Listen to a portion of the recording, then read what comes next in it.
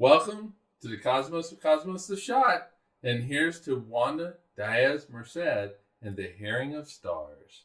Oh, Cheers. hell yeah.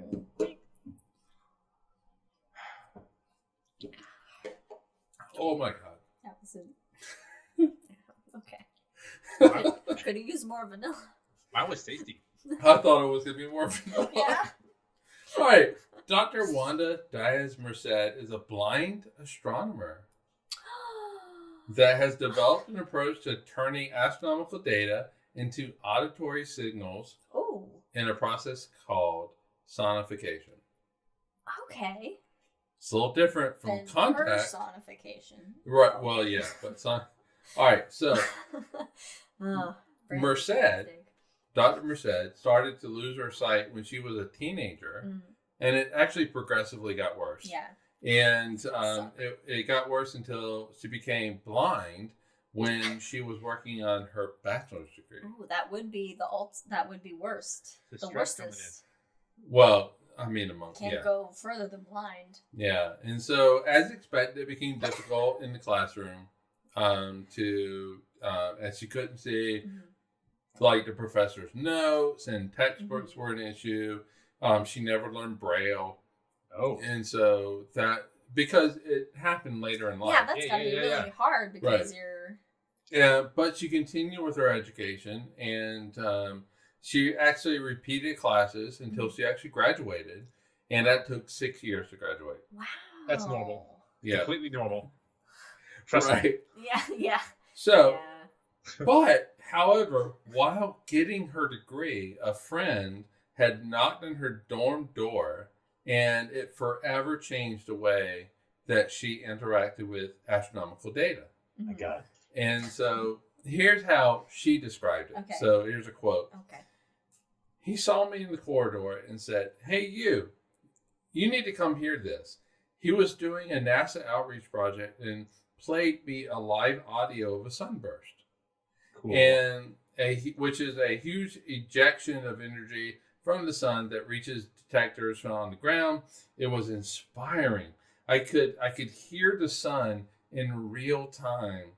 And when the sunburst finished, I could hear the galactic background. Yeah, right. Oh, that's such a statement. Right. And she realized that she could use her remaining senses to study space. Wow. Right. And so after graduation, she applied for and was accepted in an internship with Robert Candy at the NASA Goddard Space Flight Center. And together, they created a prototype technology to analyze astronomical data that had been converted into sound. Wow. Cool. Wow. Yes, this sonification of astronomical data, it wasn't new. Oh. No, because Carl Jansky used radio waves. He's I know the guy, that name. Yeah, he's the guy who invented I say invented, but he's the guy who created the technology to analyze radio waves from the universe, and so he actually was the first to actually convert it to auditory sounds in the 1930s, and that so Jodie Foster could listen to aliens. We'll get into that. Okay. But it hasn't been used in the field for decades at this point. But Merced wanted to create sonification software so she could participate fully in analyzing astronomical data. Well, I mean, I would assume there are very few blind astronomers. That is true. Well, that is true. It's rare. Yeah. But after creating the software, she simulated a task that astronomers would use that they regularly use to identify black holes near galaxies, and then she asked experienced astronomers, especially scientists at the Center of Astrophysics at Harvard, to identify which were black holes. Yeah, and so the data was presented in sound only, visuals only, but also a combination of the two.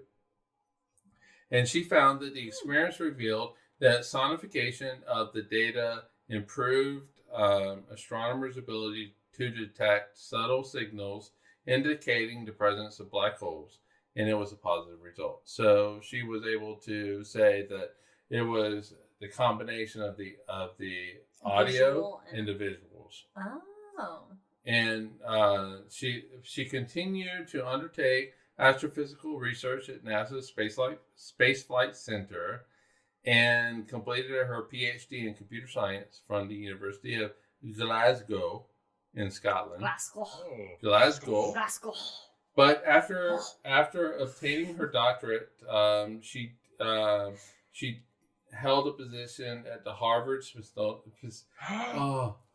Smithsonian Center for Astrophysics, and also at the South African Astronomical Observatory, which is where she currently is.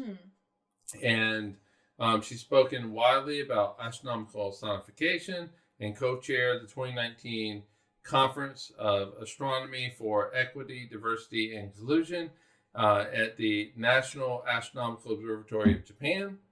How old was she? I just want to feel bad for myself. No. Wait for him to finish. I feel like this is all coming together. Wait for him to finish, and we'll ask that question. If it's necessary. But she is now the leading proponent of sonification of astrophysical data and has traveled the world promoting equity of access to astronomy. Hell yeah. And if you actually want to hear more of her story, yes, and listen to some of the data, which is really cool, that she's analyzed, you can actually get, she has a TED Talk about it, and it is called How a Blind Astronomer Found a Way to Hear the Stars. That's a good title. Yeah, and that's the story of Dr. Merced and the hearing of the stars. But that said, she was in her 30s. Damn it! I knew it.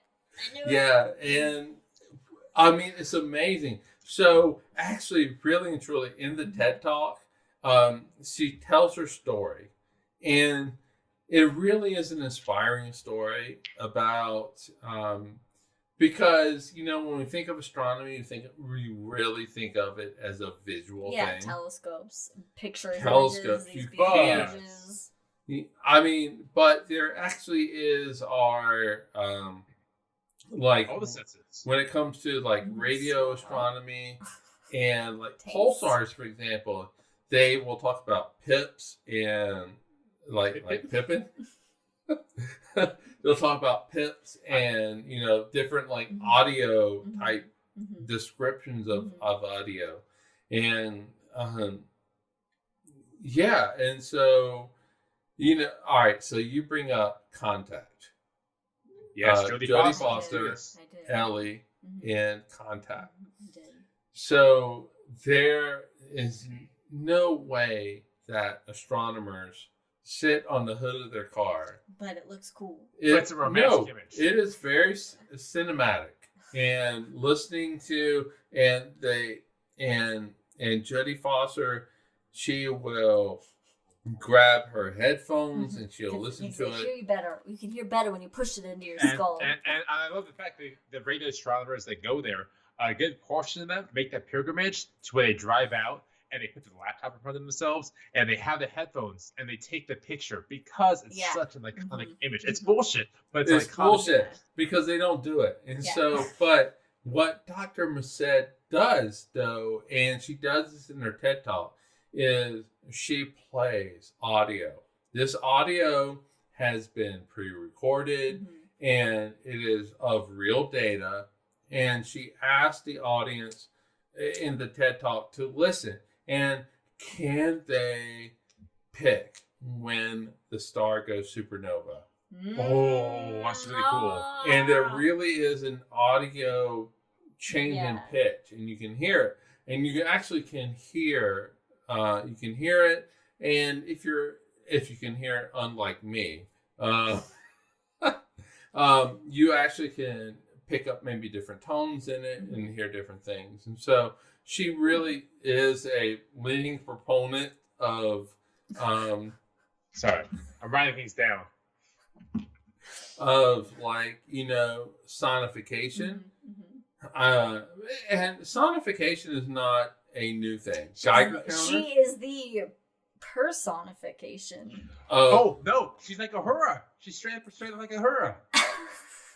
She is, Oh yeah. but like Geiger counters, Mhm. anytime you have like a click or Mhm. some sort of auditory response, of some sort of physical Yeah. interaction or Like whatever. like in the movie Alien and Aliens and Alien 3 and Alien 4.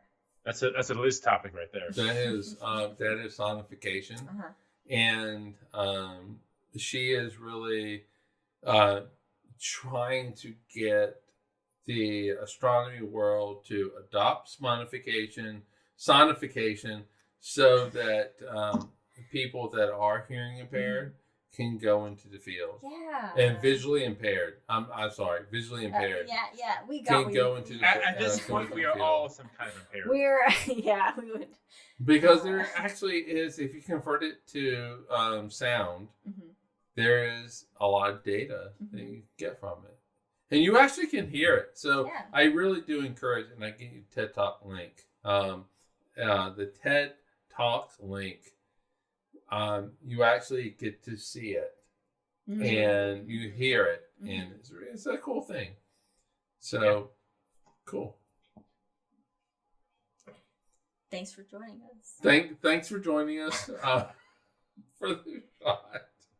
Join us on all the things from Twitter, Instagram, everything else, and follow us on all things. So, cheers, everybody. P.S. Alien 4 is actually Alien Resurrection. Ooh.